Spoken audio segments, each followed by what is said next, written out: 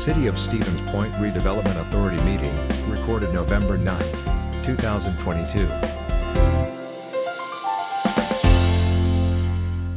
Alrighty, it's 3:04, and I will call the Redevelopment Authority of the City of Stevens Point to order. Director will take the roll. Schleiss. Here. Gardner. Here. Kneebone. Here. Cooper. Here. Kemeter. Here. Laddick's excused. Barrett. Here.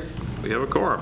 We have a quorum. Number 2, persons who wish to address the board on a specific agenda item other than a public hearing must register the request at this time. Those who wish to address the board during a public hearing are not required to identify themselves until the public hearing is declared open by the chairperson. Is there anybody pre-registered, Director? No, sir. Then we'll move right on. Number 1, request from Merge Urban Development for a partial assignment of an amended and restated development agreement for Phase 3 for the North Side Yard Development at 1017 3rd Street. Director. Okay, as this body hopefully recalls, in October 2020, we had approved an amended and restated development agreement with Merge Urban Development. Part of that initial amended and restatement of development agreement broke that development out into 4 separate phases. The first 2 buildings, or the 4-story mixed-use buildings, that was Phase 1 and Phase 2. Phase 3 is the 3-story apartment building that's at 1017 3rd Street. It's actually being framed up currently as we speak.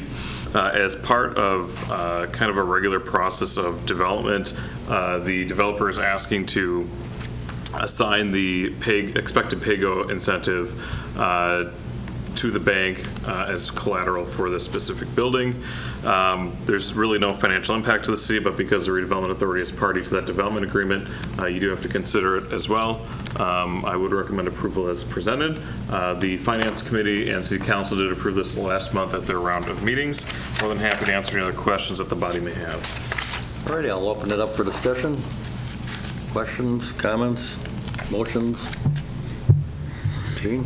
I move that we accept the partial assignment of amended and restarted development agreement for Phase 3 for the North Side Yard Development at 1017 3rd Street with Merge Urban Development.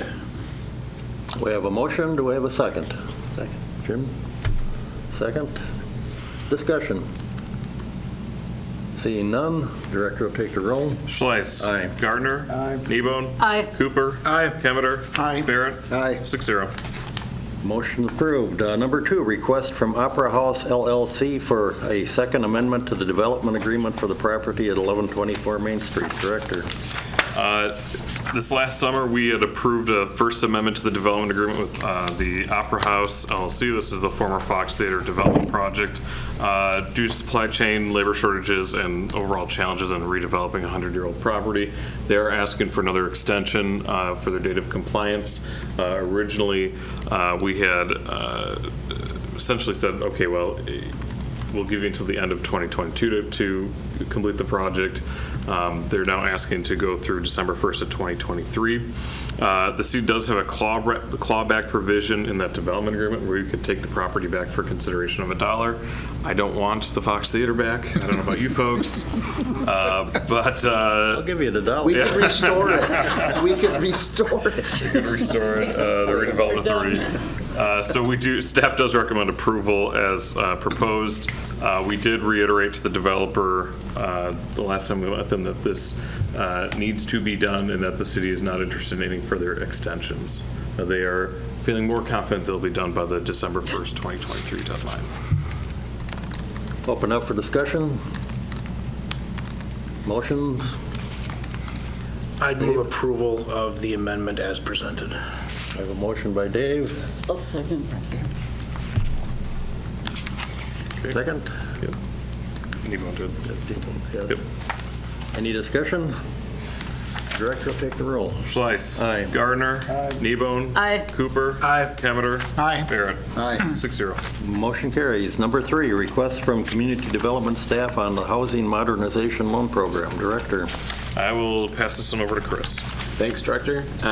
So back in 2017, there was a housing study performed for the City of Stevens Point that had identified a few mechanisms to improve the housing stock for the City of Stevens Point, one of which being a low or no interest loan program. In your packets there is the full draft of the program attached, as well as a memo describing some of the highlights. Because of the need to reinvest in housing stock that is owned by a wide variety of homeowners in the city, the neighborhood improvement coordinator and I designed the program to fit a new bracket of income for the city of Stevens Point because of the amount of options available right now for those earning 80% or less of the AMI. So within this program in mind, we still are targeting, we will be targeting neighborhoods or the those who are receiving a neighborhood improvement plan per the neighborhood improvement coordinator, so they receive more favorable terms within the loans. But the loans in this program would be targeted for those within the bracket of 80 to 120% of household AMI and owner occupied.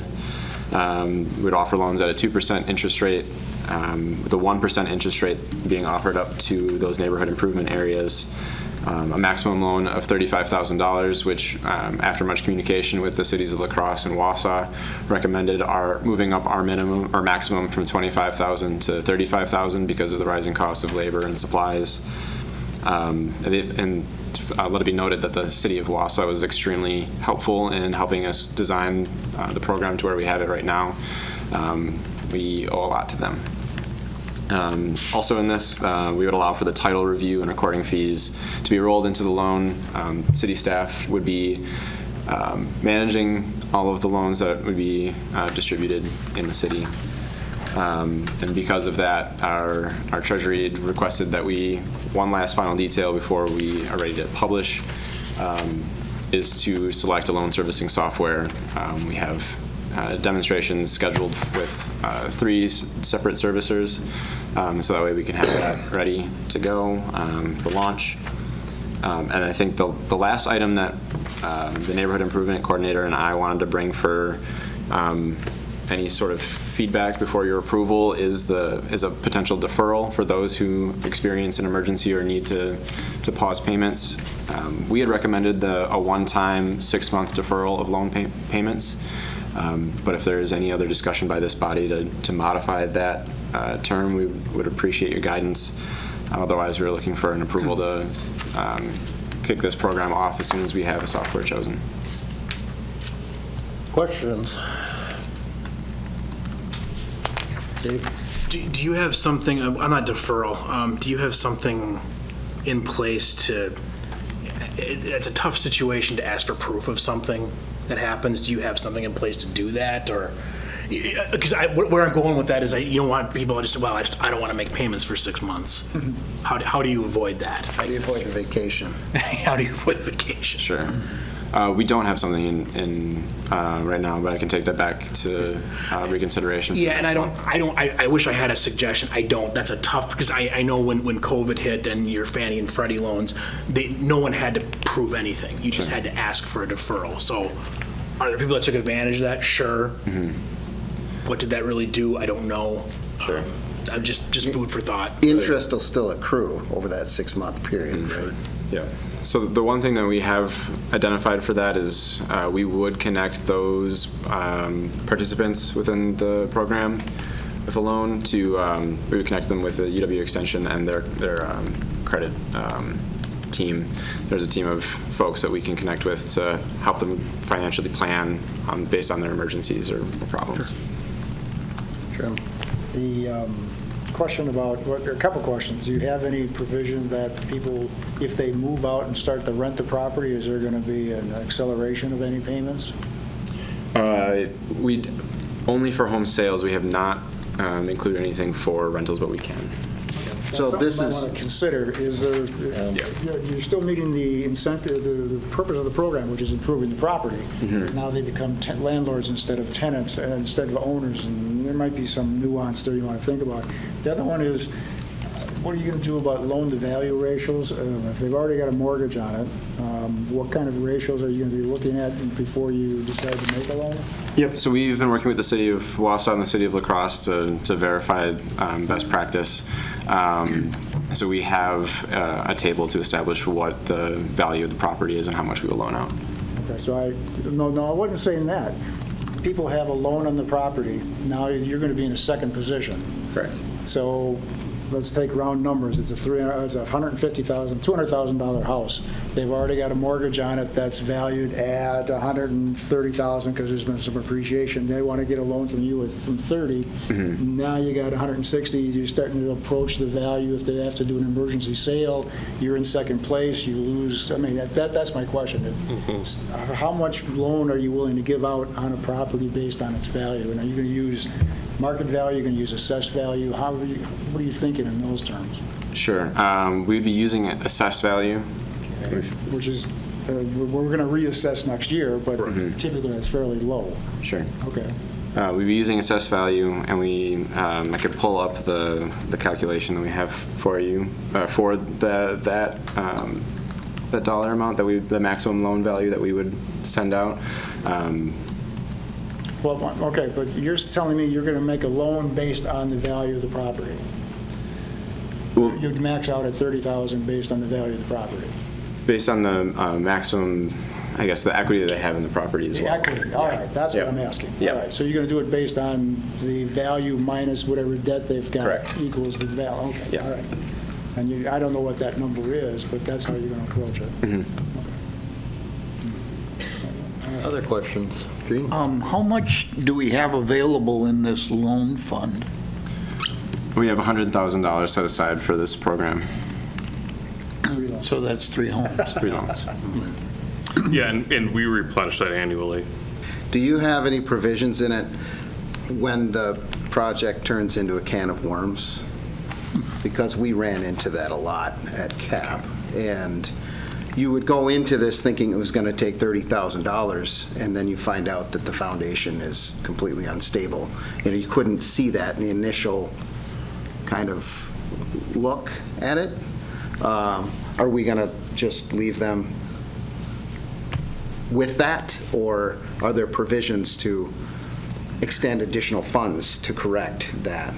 It was different worlds when I was working at CAP, because that was HUD, and there were, regulations that we had to bring the house up to a minimum standard. But it's kind of one of those, if they got the loan to do the roof, but now they find out they have broken rafters or something else, and now they're over that equity limit, what's going to happen? Sure. We don't have any provisions allocated in the program as designed. So if it is of utmost importance to include that, perhaps we take that into revision before we publish. I did see that you had in there that accommodations can be made. That was written into these guidelines. I saw that there could be adjustments, I guess. Or Right. I can't remember the exact language that they said, but And I believe those adjustments are set in there for the payment plans that they would be on after the loan is approved. okay. We haven't discussed the can of worms situation that you've described, so perhaps we sit down and have a conversation and Sure. redesign based on that. Yeah. Include that. I noticed under eligible program participants, it does say available to owner-occupied households, but I think what you want to do is make sure that you can get that money back if that ceases to be their Sure. owner-occupied household without selling it. But great job, Chris. I think this is a really good program. I hope it takes off, especially with what interest rates have done. Yeah. I think it's very good. It really seemed solid when I was reading through it. Well, thank you, but thank you for pointing out some of the gaps. Well, that's just, Yeah, really appreciate it. Yeah. Based on hard knocks. The other thing, the $100,000 max, if it does take off, I think I'd be interested in shifting some monies around, even mid-year. Because I think it's a program that we want to support. And if you can't find, but can you speak to what loan servicing software you're looking at? And if you can't, then it's fine. So the 3 that we've identified for demonstration are loan administrator or loan assistant, which is either in partnership with QuickBooks or a standalone software. Bright, which is a single loan servicing software, and at the rate that we're looking at could service between 5 and 20 loans. As well as Neighborly, which is a much more comprehensive platform. But if they have a standalone option for loan management, I think that would be our most preferred route. Okay. Thank you. Yep. Other questions, comments? What are your wishes? Have them come back in next meeting with the rest of the questions answered, and Just flesh a few things out. I think a That's a good idea. final draft would be good, Sure. yeah. Sounds good. alrighty, we don't need a motion on that, we'll just bring that back. Number 4, enter into closed session pursuant to Wisconsin statutes 19.85, paren 1, paren E, for deliberating or negotiating the purchase of public properties, investing of public funds, or conducting other specified public business whenever competitive or bargaining reasons require a closed session related to the following. A, discussion and update on a possible development agreement for a property located within tax increment district number 10. B, request from Merge Urban Development for an amendment to the development agreement for the property at 1009 Portage Street, 1017 3rd, 1020 Centerpoint Drive, and 1060 Centerpoint Drive. And C, negotiating terms for a possible development agreement for the property at 1200 Main Street and the redevelopment authority-owned parking lot. We'll need a motion to go adjourn into closed session. Gene? I move we adjourn into closed session, executive session. Do we have a second? Jim? Discussion? Director will take the roll. Schleiss. Aye. Gardner. Aye. Kneebone. Aye. Cooper. Aye. Kemeter. Aye. Barrett. Aye. 6-0. We are now in closed session.